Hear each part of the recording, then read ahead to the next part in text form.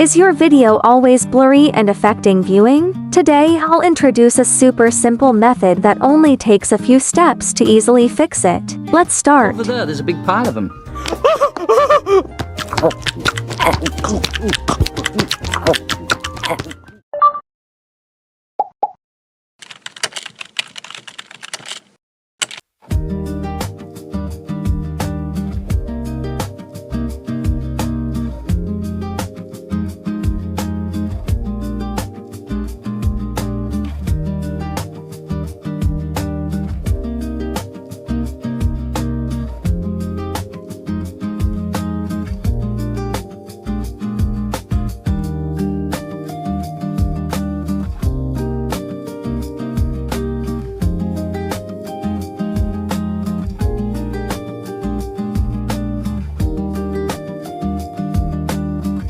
Over there's a big pile of them.